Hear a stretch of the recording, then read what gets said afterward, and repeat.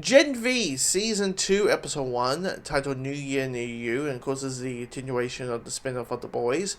And this is going to be 6 weeks and 8 episodes of me explaining things that are going to probably mentally burn into my mind and can't believe I witnessed that. I saw that. This is maybe a reason why superpowers, on paper it sounds cool, but yeah, in reality don't want it. Yeah. I mean, when someone's ass turns into this is an episode that's very ass focused. When someone's ass turns into those creatures from Stranger Things, was it xenomorphs or whatever the damn thing? No, Nephilim or whatever. Um, you go, oh yeah, like we're the boys. When we had the PSA of, hey, if you're ever going to go to a frat party and you're going to do some beer chugging, like see how much beer you can drink, pick the mouth, not the anus. Because if you fail, there's a risk that you may sway all of your beer shit all over your fellow partygoers. Because that's what happens in the episode. There's a character who shoves a chew right up like a beer chew right up to the anus, and trying to suck all the liquids up, suck all the alcohol up, and fails, and then accidentally squirts beer shit over their fellow partygoers. So note to self: do not do that. Mouth, no anus. Once again, we're in the world of the boys. So, contain, I know. I mean, season 3 of the boys, remember? Termite. So, take that as you will. But, this episode as a whole, I thought was okay. I thought it was fine. Because the thing is with this episode is, like, one of the biggest change is, I mean, one, you got in the world, boys,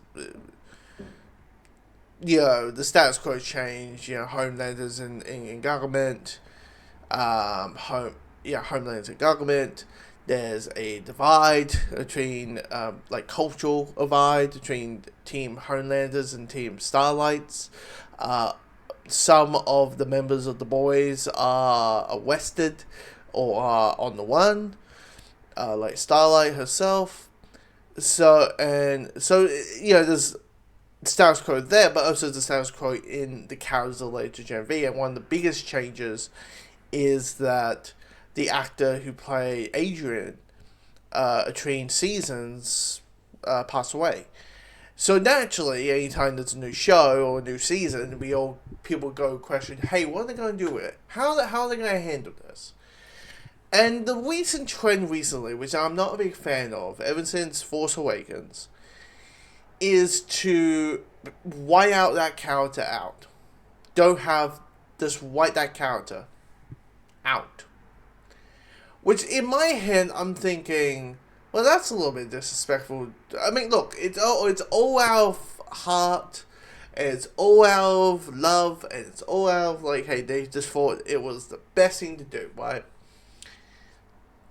So it's all in a good place. But there's a part of me that's thinking, hey, if you are an actor, and you do all this work, and you build this character, and you make this foundation, and then you pass away, and then they just write you out, you say, if you had your way, you probably would say, no, don't wipe me out. Recast me. Keep the character going. The character's bigger than the actor.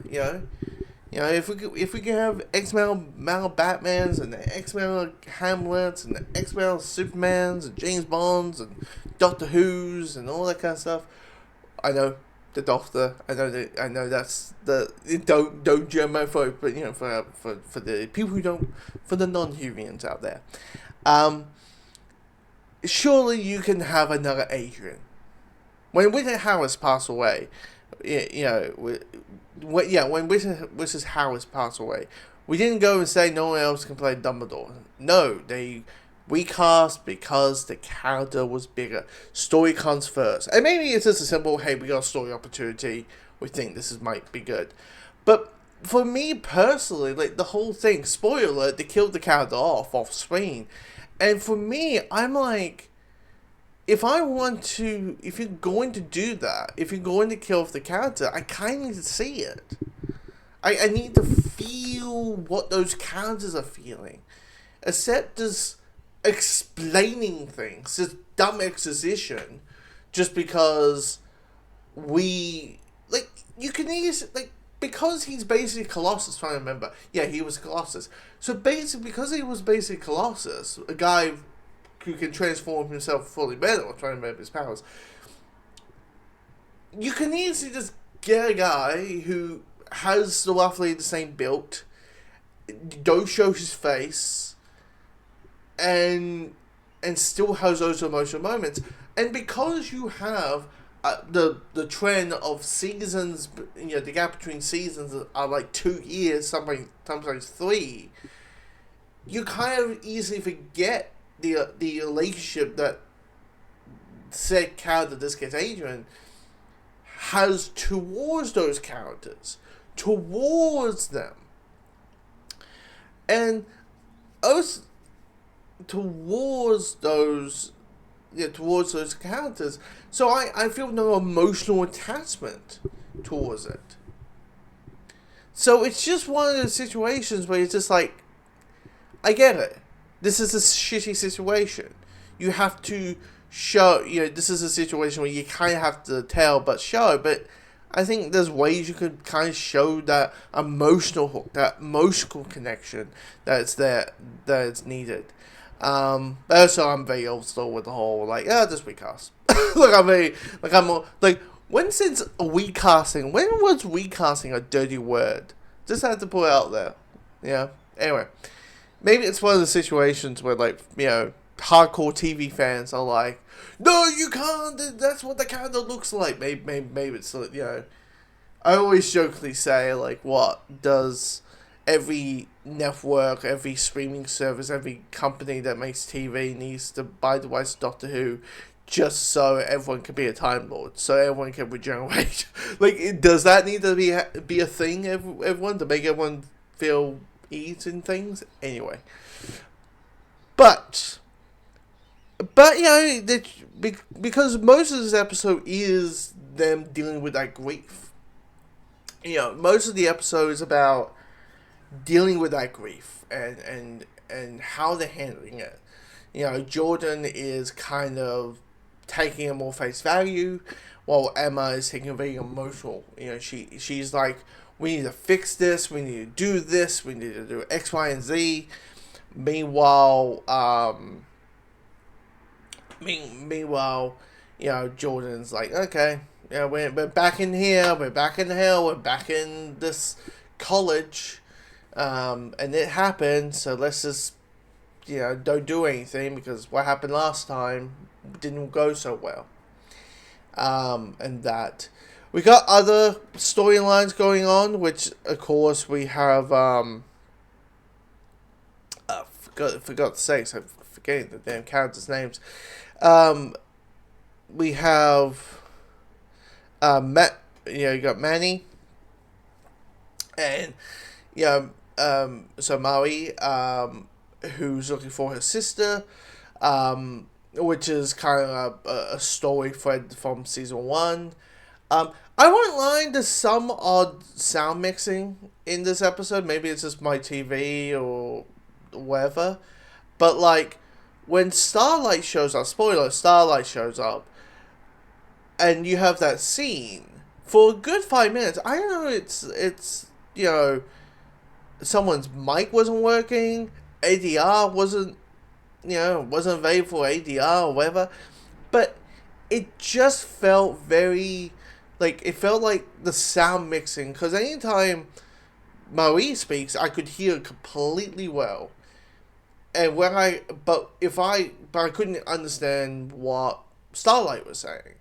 So that was a bit of okay, getting an idea what you want and why you're in this scene right now, Starlight. But yeah, I was like, oh, the sound mixing's a bit off. And same with a scene dealing with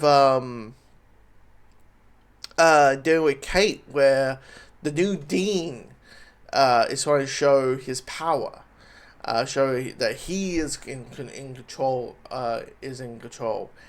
and when the way he does it equals a lot of sound, and I couldn't understand what he was saying.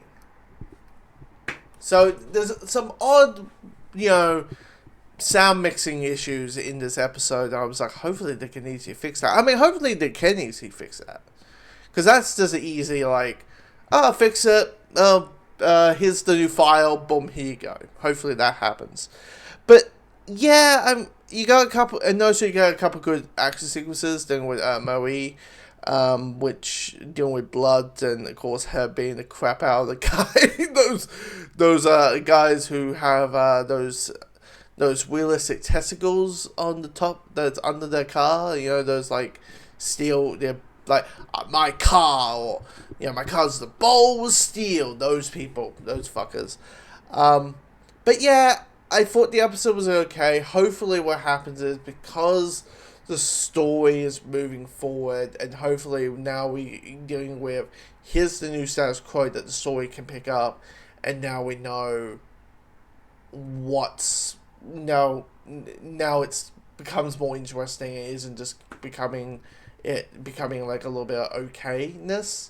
I'm probably rambling right now, but I thought the episode was okay. That's it. I thought the episode was just okay.